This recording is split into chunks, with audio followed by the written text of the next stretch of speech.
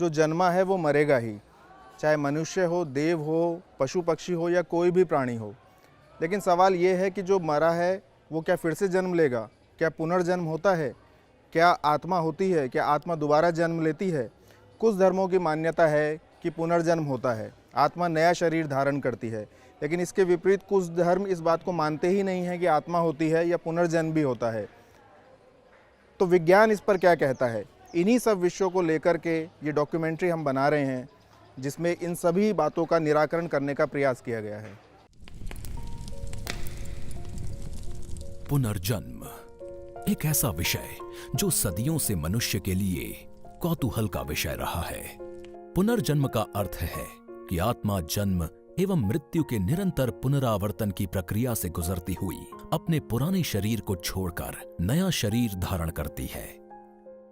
सभी मनुष्यों के जीवन में किसी न किसी समय यह प्रश्न आए बिना नहीं रहता कि मैं कहां से आया हूं और कहां जाऊंगा। अधिकांश विद्वान लोग इस पर विचार करके थक जाते हैं और शायद ही कभी जवाब पाते हैं। यह प्रश्न सनातन है और इसकी खोज भी पुरातन है। प्रश्न का उत्तर न पा बहुत से लोग पुनर्जन्म को मिथ्या बता नकार देते हैं। लेकिन हमारे सामने प्रतिदिन कितनी ही ऐसी घटनाएं घटती हैं जो हमें पुनर्जन्म पर सोचने के लिए विवश करती हैं। जैसे एक व्यक्ति जन्म के समय से ही सभी सुख सुविधाओं को पा लेता है, वहीं दूसरी तरफ एक व्यक्ति का जन्म ही फुटपाथ पर होता है। वो जीवन भर दरिद्रता का जीवन जी मर जाता है। कुछ बालक जन्म से अत्यंत प्रतिभा संपन्न होते हैं, वहीं कुछ बालक मंद बुद्धि होते हैं। कुछ पूर्ण स्वस्थ तो कुछ अत्यंत क्षीण और रोगी होते हैं। कुछ व्यक्ति बिना कुछ खास प्रयत्न करे जीवन भर सुखी, स्वस्थ, समृद्ध जीवन जीते हैं। वहीं कुछ व्यक्ति हाड़ तोड़ श्रम करने के बाद भी जीवन भर पेट भरने लायक ही कमा पाते हैं। पूर्व अनुभव के बिना मोजार्ट 4 साल की उम्र में संगीत रचना करने में सक्षम नहीं होगा।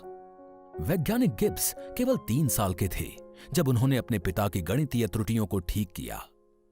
यहां यदि हम पुनर्जन्म पर धर्मों की बात करें तो कुछ धर्म मृत्यु के बाद जीवन में विश्वास करते हैं, जिसे पुनर्जन्म कहा जाता है। लेकिन कुछ धर्म इसे पूरी तरह नकारते हैं। ये विषय यहां 2 वर्ग में बंट जाता है, आस्तिक और नास्तिक।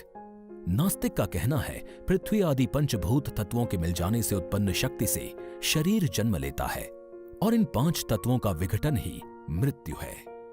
वहीं आस्तिक कहते हैं पूर्व जन्मों के कर्मों के आधार पर हमें नया जन्म या शरीर मिलता है। धर्म, मजहब तथा नास्तिक आस्तिक की बहस में हमें कोई ठोस उत्तर नहीं मिलता। इसी जिज्ञासा और कौतूहल ने हमें पुनर्जन्म पर शोध करने के लिए प्रेरित किया। धर्म और आध्यात्म से अलग हमारे शोध का विषय विज्ञान था। आधुनिक युग में पुनर्जन्म पर अमेरिका की वर्जीनिया यूनिवर्सिटी के वैज्ञानिक डॉक्टर इयान स्टीवेंसन ने 40 साल तक इस विषय पर शोध करने के बाद एक किताब रीइंकार्नेशन एंड बायोलॉजी लिखी थी, जिसे सबसे महत्वपूर्ण शोध किताब माना गया है।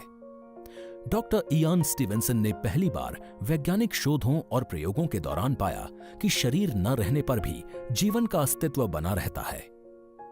उपयुक्त अवसर आने पर वो अपने शरीर या पार्थिव रूप को फिर से रचता है। उन्होंने अपने पूरे जीवन को पुनर्जन्म शोध में समर्पित किया था।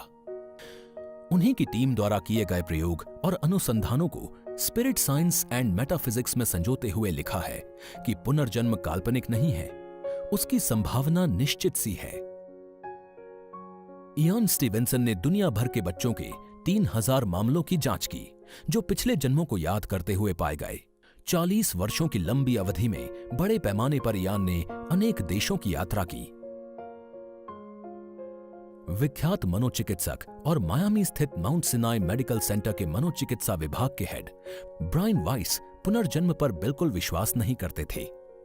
लेकिन 1980 में उनकी एक पेशेंट कैथरीन ने जब हिप्नोसिस थेरेपी के दौरान अपने पूर्व जन्म के बारे में बोलना शुरू किया, तब वो चौंके।